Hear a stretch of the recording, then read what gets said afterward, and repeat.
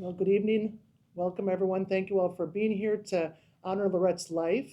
We're going to have some people share some memories, and we're going to have a family prayer.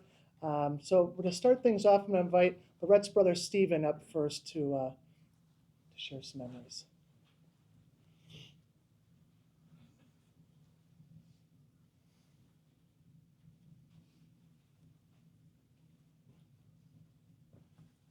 I don't know why I'm up first, but Lorette, sister, and fifth in the line in the family.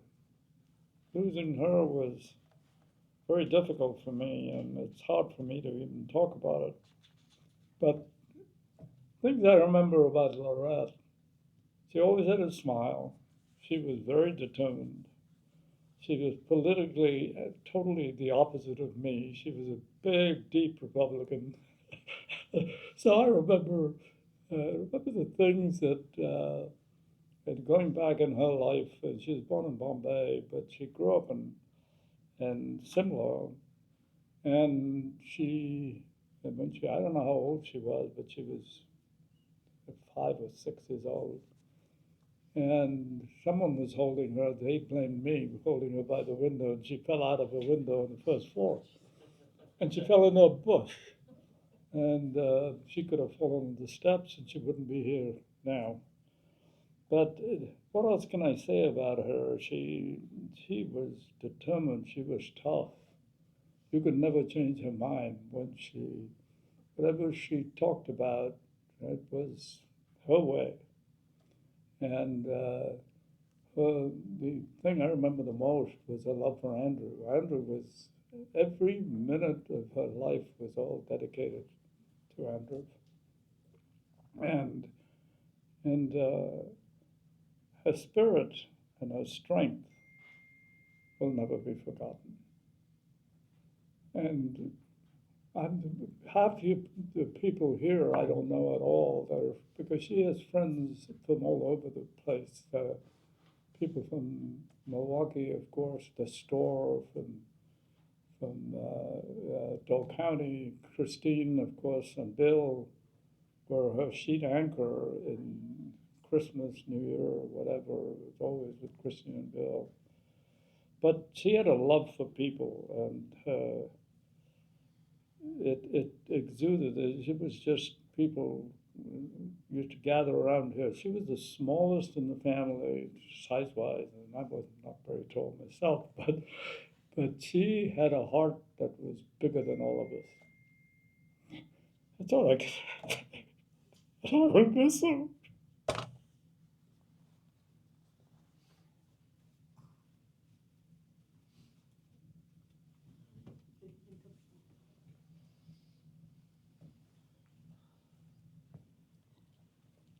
Um, Today's Valentine's Day, right? So we had this idea of writing love letters to Lorette. And thank you those who have written some in the back. But we asked our siblings and family members and close friends of Lorette's to either share stories or write a love letter. So we're going to read a few of them. And then after that, we're going to say a family prayer that we call the Memorare. I don't know if Kyle, if you've handed those out. And it's just a prayer that the Saldanha family um, always said, whether we were going on a trip, and Lorette is sort of gone on a trip. And just it's just something that was the anchor for all of us with this particular prayer. So we're going to start with Bill, who was he. I was in India when I got the call from Donna, and I immediately sent Bill from Chicago to Milwaukee, and he has been really a rock star, the Rock of Gibraltar, whatever, and been there. We couldn't have made it through this week if I didn't have Bill by my side, because it's been a lot, but and my brother Luke came to visit from Switzerland this last week, and when we would be planning, and he'd say like, that's fine, but what would Lorette want? And I'm like, well, I think this is what Lorette would want. What do you think Lorette would want? But anyway, you're going to start with your letter. All right, I'm going to start with my letter. Lorette was a very proud person. Proud of her home, proud of her yard, proud of where she worked, proud of her family, and proud of her son. Lorette was a hardworking individual who always knew that being part of a community was to be supportive to others. She volunteered at school in the classroom and on the playground. She loved being around children, and they loved her as well. Loved going to work, not only for the paycheck, but to be part of a team and the friendship of her team members. Like so many people, she worked for one company for many years, MGIC, but even after retirement continued at Metro Market, where she was loved and well respected. She was the little but mighty big cheese. I met Lorette when Christy and I were getting married in 1982. We've traveled all over the world together. My first time in India, we traveled north to the Taj, only to get delayed leaving Delhi. Many people were stuck at the airport, and we ended up drawing straws to see who got on the plane. Unfortunately, Lorette lost and was stuck for several more days in Delhi. She never held it against me. Lorette loved Door County. For over 35 years, we shared weekends, holidays together. It was a great place for family to get together, which at times was often chaotic, but absolutely fun. She loved caring for the newest members of the family, holding them and just loving them. She also loved to have a cosmopolitan. She would say, "Bill, can I have a Cosmo, please?" And I was always happy to make one for her. But what Lorette loved most of all was being part of something bigger than just herself. Being part of her large extended family gave her great joy, as did being part of the neighborhood she lived in, friends and family. Lorette's biggest joy and proudest moments came from her son, Andrew. She was a devoted mother who did everything to see her child succeed, always there for him, doing what needed to be done for Andrew. I will miss my dear sister-in-law's smile, her gentle ways, her strong spirit, but mostly her presence in the room. That's my letter.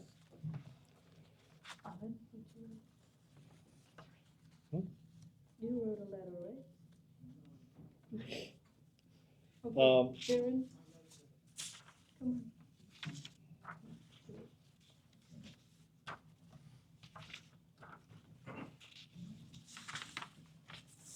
Here's yours.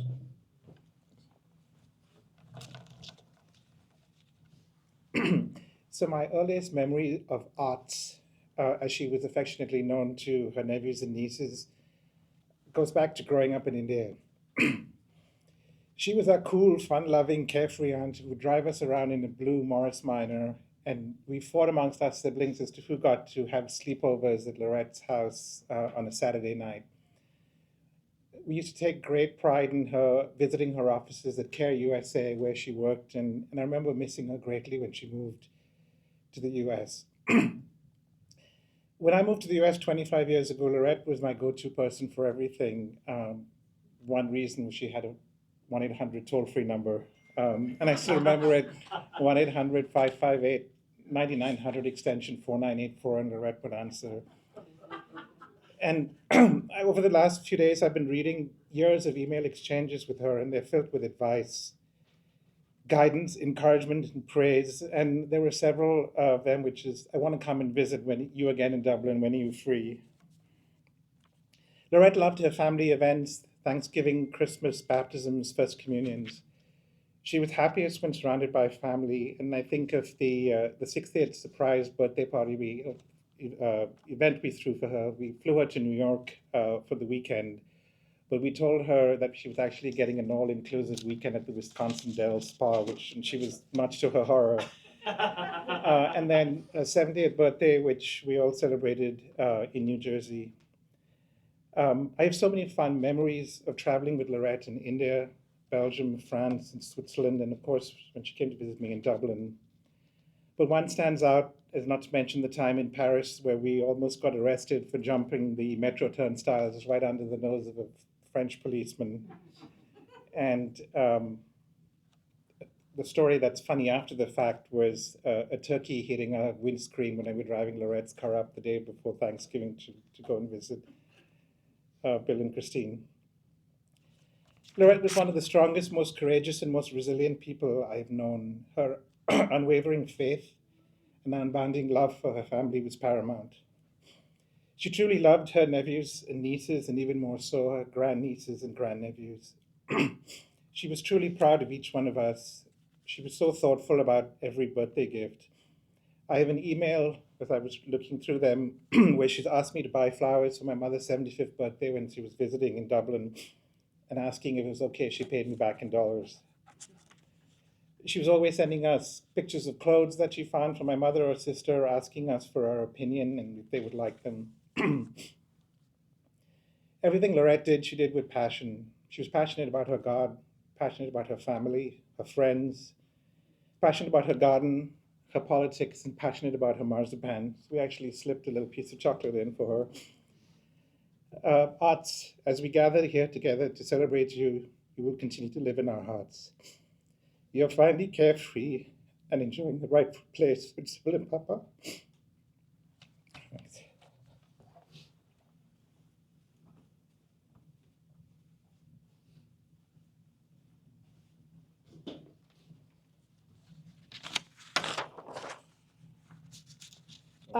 I'm going to read one from our niece Monisha. This is our brother Richard's daughter and her family, and they live in Geneva in Switzerland. And the thing about our family is that we're all these different generations, but we started out literally, even the grandkids called their grandparents Sybil and Willie. We never called, they never called the grandparents, grandpa and grandma. And the kids don't call us, our generation, the nieces and nephews don't call us, Auntie Christine and Uncle Bill. We'd be like, who's that? So we're sort of, so here's Manisha saying, Dear Lorette, how lucky we were to be able to have you so present in our lives. You were always so kind and exceptionally thoughtful to all of us, no matter what was going on in your life. You were always available for a chat and interested in our lives. I will never forget how you came from Milwaukee to Chicago to help me with our first baby, Rohan, the weekend Brian was away. You also always bought us such thoughtful and lovely gifts and was so happy to host us with delicious meals whenever we stopped in Milwaukee. We miss you, but promise to dance in your memory, and we will take good care of Andrew. With love, Manisha, Brian, Rohan, Rahul, Kiara, and Kiran. Do you want to read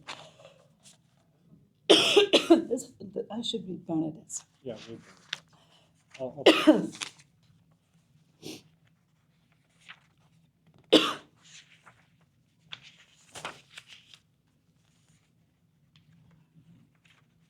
Alan, would you like to read Bernadette's? Of Sunita?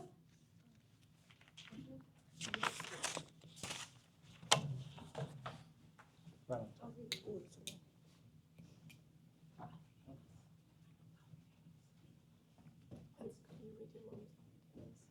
everyone.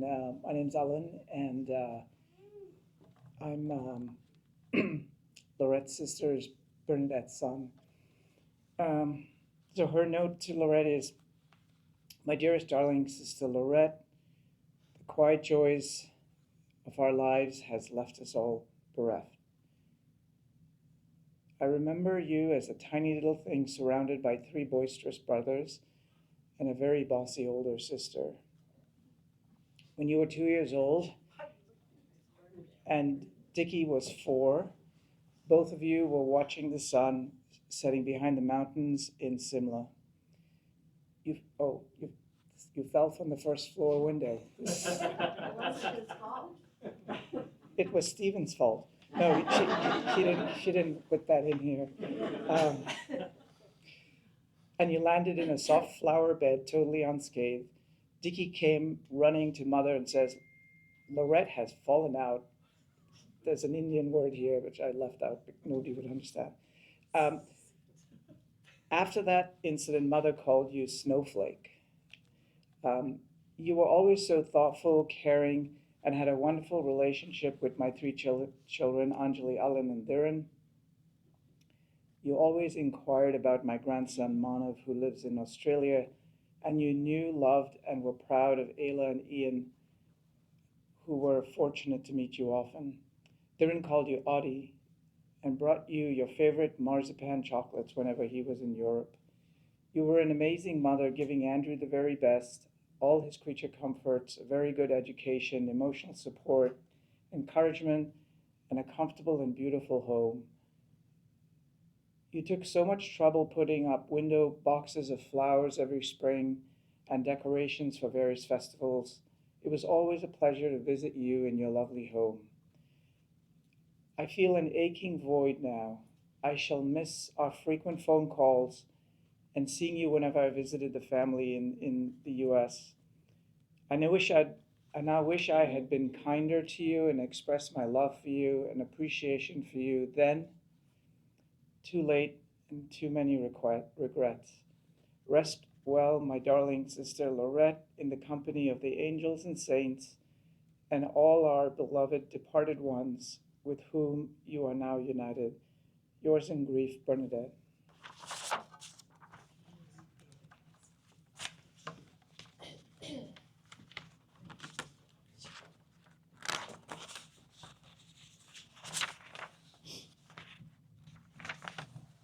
Hi everyone, I'm Alan's wife, Sunita.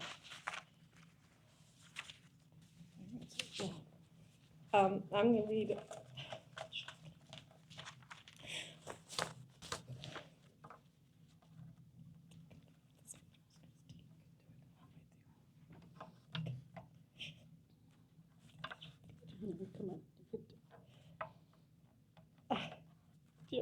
Dear Lorette, this is a letter from my daughter Ayla.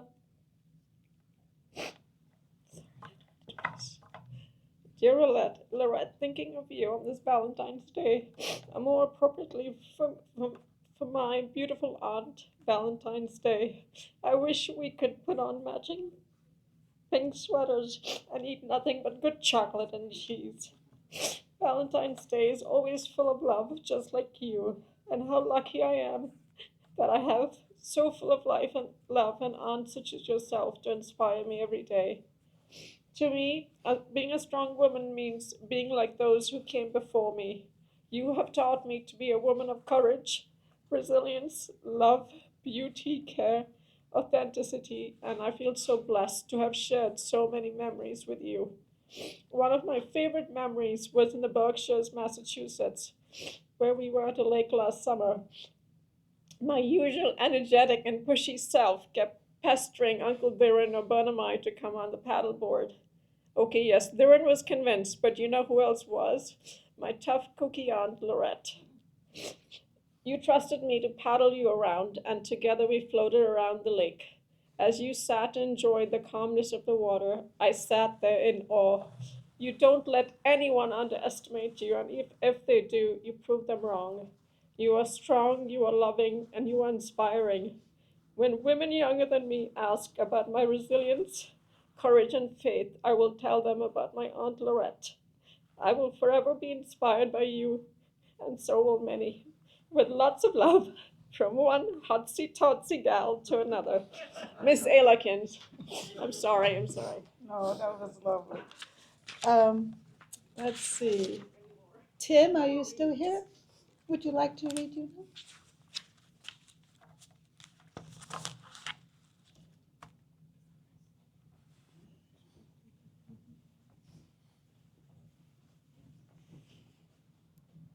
Hey everyone, my name is excuse me, Tim Dries. I'm a tenant that lives above Lorette and prepared a little letter to read. And Lorette was not only our landlord, but she was a kind, caring neighbor. She would invite us over for social get-togethers throughout the years, where we had many discussions and tasty food and snacks. Of course, she would have a variety of the top cheeses and crackers. I'll cherish a memory of a Christmas time gathering, and we were listening to the Kenny G Christmas CD in the background and learning about her upbringing in India. She took so much pride in maintaining our shared house, and she expressed gratitude to us for our part in helping keep the house in excellent condition. We shared shoveling duties, but neighbors can attest that Lorette was the most diligent snow shoveler in all of Wisconsin. It is. That just goes to show how much she cared about maintaining the house. In the warmer weather, when she was able to take a vacation from Shorewood, I was sometimes asked to water her garden while she was gone. This was a task that I secretly enjoyed because she kept such a beautiful garden. At the same time, I felt pressure, as I don't have the same green thumb that Lorette possessed. She was grateful for my help, though. While she was away, she would also keep an eye on the weather and would send text messages to make sure that we would close the windows in the back hallway during strong storms. She was so nice and caring and independent and strong, and she lived a life full of faith and followed the words and teachings of Jesus. I will always miss her presence in this world, but I'm so thankful for the short time that I got to know Lorette. God bless her soul, as well as her grieving family and friends. That's from me and my wife, Calandria.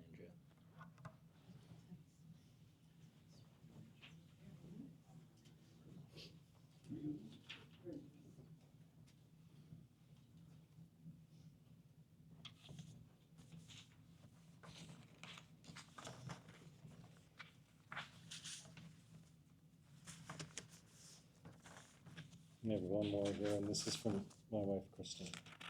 As soon as I find it. Okay. Donna, would you like to read yours?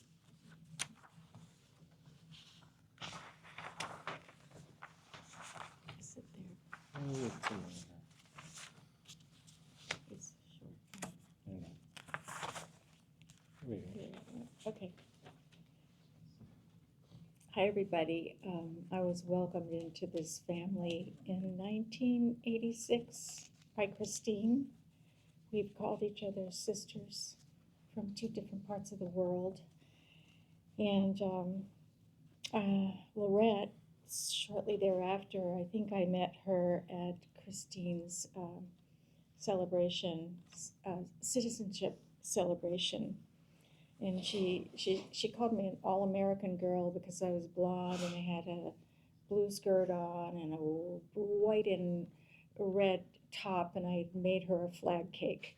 And she reminded me of this for several years, and even recently. But first of all, Lorette, as many people have said, you know, family and faith and Andrew were first. And of course, all her friends as well. I have a story that goes back to 2001. We were traveling together to India for Christine and Lorette's and Stephen's and, you know, mother's funeral or a celebration of life. And I just said the horror I felt for Lorette and Andrew upon discovering, checking into a flight to India in 2001, that I didn't have my visa. Well, I did have a Visa card, but not an entry visa. She and Andrew had to fly alone, so Christine and I could get the visa for the next day flight. I was so worried for them, the guilt I would have felt if something happened to them. And Andrew, he was about this big, he's just looking like, well, whatever. You know, Christine and Lorette and I were in tears. And then a friend of ours had a wreck getting us back to the city. It was crazy. Anyway, she was never angry with me for that. She never was cross about it. She never looked at me sideways. Of course, the people I was seeing in India the next day, some of them did. But the cool thing is we get to laugh about it today. And, you know, she had this way of making everybody feel comfortable. she welcomed me into this family is such an amazing family. I hit the jackpot when I met these people. Anyway, she will be so missed. I can feel her energy. I can hear her voice. And yeah, God rest your sweet soul. Thank you.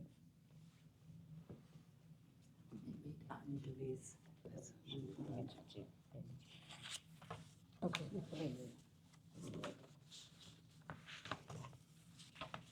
This next one is from Prashant. That's Richard's son. He lives in Madrid. As a teenager growing up in Venezuela, I got hooked on playing the guitar and desperately wanted a very specific amplifier that I could not get there. Upon hearing that Lorette was coming to pay us a visit, I purchased the amplifier via a mail catalog and asked Lorette for the favor of bringing a small amp to me in Venezuela. I left out the important detail that the amp weighed 75 pounds. Of course, when the amp arrived at Lorette's house, she was shocked, but she took the immense trouble to carefully pack the amp and bring it all the way to Venezuela, and upon giving me the amp, instead of scolding me or frowning, she just laughed, as if to say, I can't believe you got me to bring this monster all the way. This was a true reflection of Lorette's character. No matter what curveballs threw at her, there have been a few of them along the way. She just picked herself up, did what she could, and moved on with a smile. That gesture allowed me to develop my interest in music and playing the guitar, which I have now rekindled after a 25-year hiatus. Thanks, Lorette, for doing something so meaningful through a small, albeit heavy gesture. Thanks for being kind, thoughtful, and always smiling. It's inconceivable that we won't see you again. We will miss you.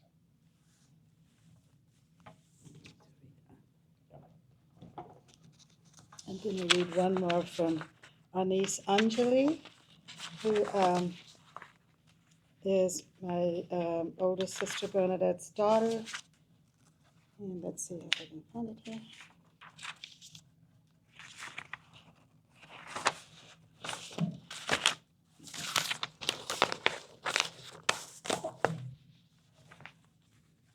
Lorette, you were diminutive in size, but everything about you was monumental. Love for family, adoration for your son, belief in God, sense of commitment, whether to work or a commitment made, attention to detail, your home, our birthdays and anniversaries. The list goes on. Your life was not easy, but your determination to make it through, no matter what, makes you taller than any of us, my darling aunt and godmother. You will be missed.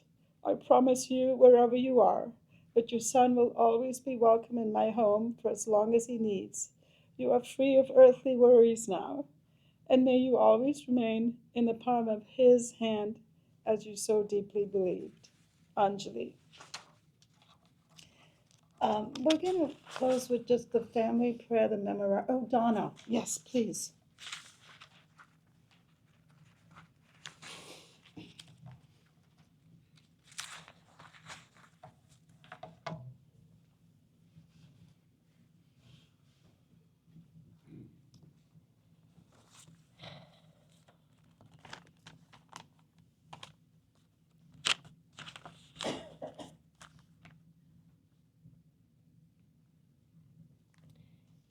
From strangers to friends, from friends to family, in such a short time. Lorette and I developed this friendship that no one could ever believe. From the moment we met, I knew that it would be something great. It was organic, it was easy, and it just felt right. We shared meaningful conversations, long walks with my puppy, trips to the grocery store, a glass of wine in the kitchen, warm pancakes after shoveling,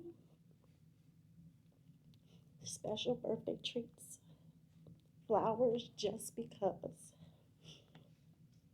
a check-in call or text message when she's met her destination, late night snacks, and holiday meals. What seemed like a short amount of time gave me a lifetime of unforgettable memories that I will hold close to my heart. She was convinced that my mom sent me to her to look after her, but I'm more convinced that she was sent to me. I'm so happy that our last encounter was a hug and kiss that said, I love you.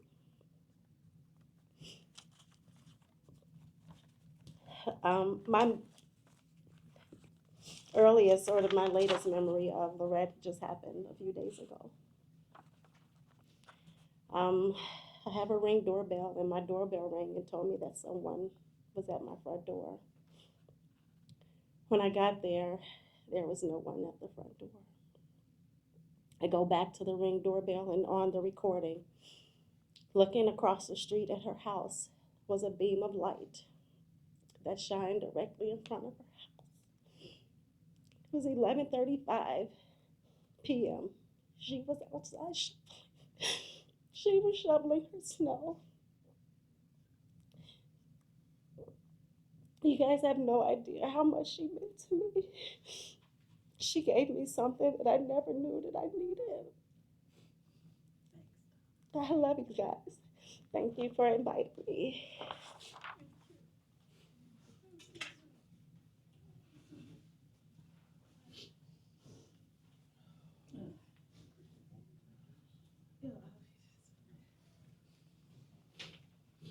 All right. I'll read mine that is not quite, I don't know if I get through it, but then if there's anything, any story or anybody in the room would like to share, please do so. Otherwise, we will conclude with the memorare.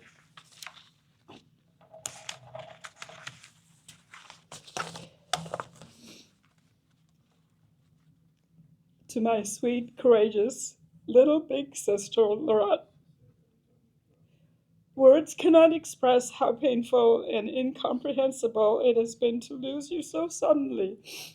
The reality of never hearing your voice again, never hearing your laughter, never watching you devour marzipan chocolate, or receiving my annual Trader Joe's gift card from you is simply unfathomable. I will forever associate snow with the image of you in those little boots, wielding a shovel much taller than you. The photo taken by Nick perfectly exemplifies how you lived your life. Although it was not easy, you faced each day with determination and resilience, dedicating your entire being to Andrew's success. I am so filled with regret for not being there for you enough. But I will always treasure our happy and special memories together, especially those in Door County.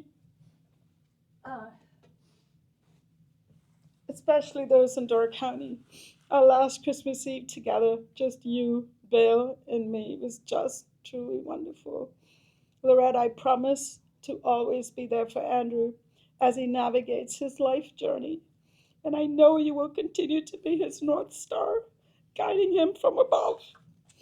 Although I cannot understand God's plan for taking you from us, I am profoundly grateful for the gift of having an amazing, beautiful, kind, thoughtful, brave, and loving sister who left us far too soon.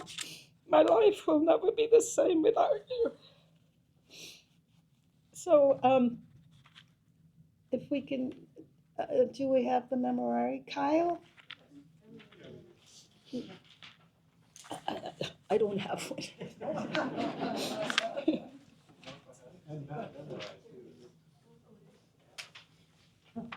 All right, Stephen, Bill, you need to stand with me when I say the memorare. Stephen.